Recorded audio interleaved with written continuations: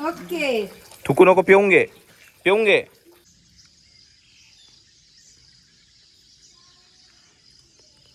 नमस्कार मित्रांनो, आपले पुन्हा स्वागत आहे एका नवीन ब्लॉगमध्ये.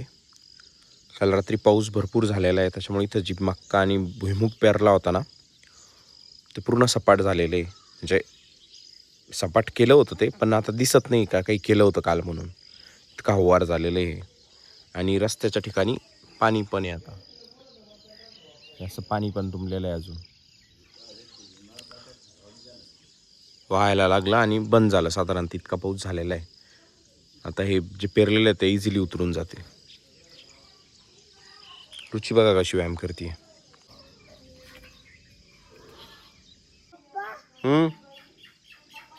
तर आज आहे 28 जून. तर आज आहे पोलिओचा डोस आहे, त्याच्यामुळे आम्ही श्रीला पोलिओचा डोस द्यायला जातोय गावामध्ये. 8 वाजताच येणार होता. रुची त्याला खाली ठेव. उभा कशाला राहिला, खाली बेस. तिची आहे. बसा खाली, चला खाली बैस, खाली बैस. चला आता जातो शाळेत. मी तुम्हाला आमची गावातली जिल्हा परिषदची शाळा दाखवतो मी तुम्हाला आज कशी आहे, कारण शाळेमध्येच येतो डोस. तर ही अशी साधारणतः शाळा आहे आमच्या गावातली. CCTV कॅमेरे असे तुटलेले आणि हा आमचा वर्ग होता. हे नंतर बांधलेले, ते पण नंतर बांधलेले. ही एक जुनी होती, याच्यावर सिमेंटाचे पत्रे होते जे उडून गेले होते, नंतर आता लोखंडाचे टाकलेले. हे खेळणे किंवा ह्या गट्टे वगैरे नंतर बसवलेले.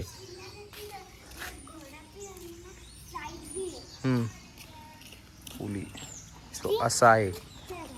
हा जुना अंगणवाडीचं हे होती शाळा, ती नवीन झालेली आहे. असा परिसर आहे. गावापासून आमचं 2 ते 3 किलोमीटर होतं, म्हणजे घर. इतकं पायी यायचं आम्ही चालत. अशी अवस्था आहे. आता रात्री पाऊस झालेला, अजून पाणी वाहत आहे याच्यावरून.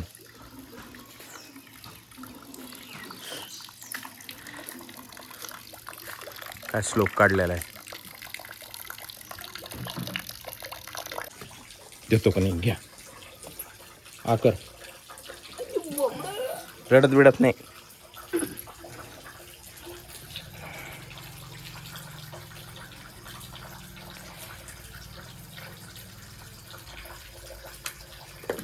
याच्यात नाही, बर्फात नाही ठेवावं लागत का त्या? नाही लगेच नाही, मग वेळ झाला. हा का? ओके. थुकू नको, पिऊन घे, पिऊन घे. गेलं. ही समोरची साईड आहे. या दोन्ही जुन्या शाळा आहे. हे नवीन झालेलं आहे पूर्ण. आणि 5-6 शाळा बनवून ठेवलेल्या आहे. 1ली ते 4थीपर्यंतचे. 1963ला स्थापन झाली ती शाळा, जिल्हा परिषद 1ली ते 4थी आहे. पहिले इथं पूर्ण वाळू होती, आता हे गट्टू बसून टाकलेले. खेळायलाच जागा नाही पोरांना. डायरेक्ट झाडं पहिले इतके नव्हते. हे लिंबाचं एक झाड होतं आणि हे चिंचीचं एक झाड होतं. बाकी कुंपण होतं पहिलं. तिथं एक नवीन ऑफिस झालेलं आहे. आणि हे असं पाणी साचतं मध्ये. असं आहे साधारणतः शाळा आमच्या गावातली. आणि पुढं 5वी ते 7वी परत शेजारी गावी शिंगी, तिथं जावं लागायचं. ते परत 2-3 किलोमीटर दूर. आणि 8वी ते 10वी परत वेगळी शाळा, शिंगीलाच आहे ती पण.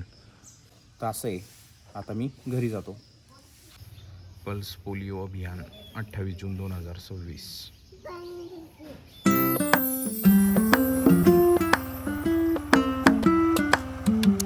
येता येता आहे ना, हे फुलं दिसले होते गोकर्णाचे.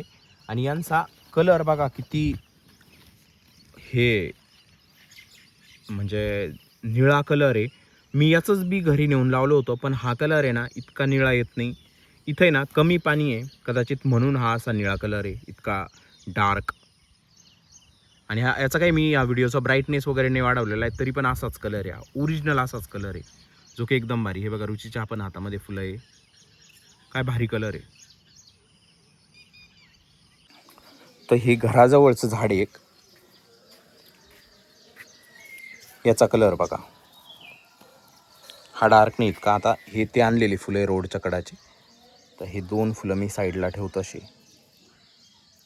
तर हे बघा, हे असे आहे साधारणतः. ते फिरताना हे बघा असे.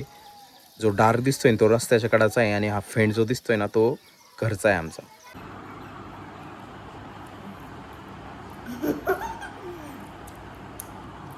मी झोपलो होतो दुपारी, पडलो होतो आणि रुची पास्ता घेऊन आलेली खायला. पण पप्पा नाही खायचे. मी म्हणलो होतो तुला मला खायचं नाही आहे. मला घेऊन जाय. मग घेऊन आले. बरं, चांगलं आहे का? मी आणि माझा भाऊ गंगापूरला गेलो होतो. मी ट्रिम करून आलो आणि माझा भाऊ तुरीचं बी घ्यायला गेला होता. कारण आमचं ते शेत आहे, तिथं तुरी पेरायची आहे. 3 एकर पण तुरी पेरायची आहे. ती कशी पेरायची हे मी तुम्हाला दाखवतो.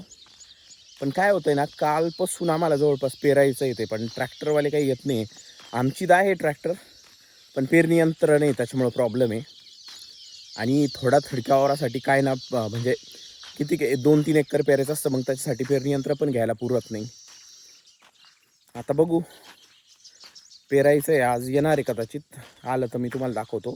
थोडा वेगळ्या पद्धतीची पेरायची आम्हाला तुरी, म्हणजे 5 फुटावर तुरी आहे, 5-6 फुटावर असेल कदाचित, आणि आतमध्ये सोयाबीन पेरायची.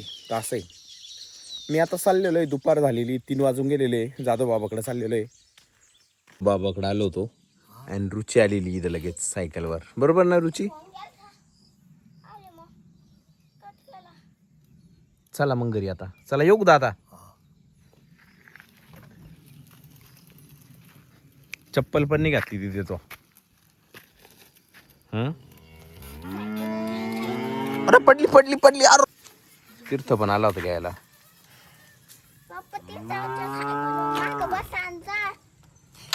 चल तू.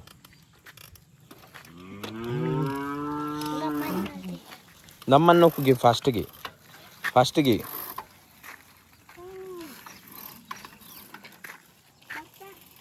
हम्म.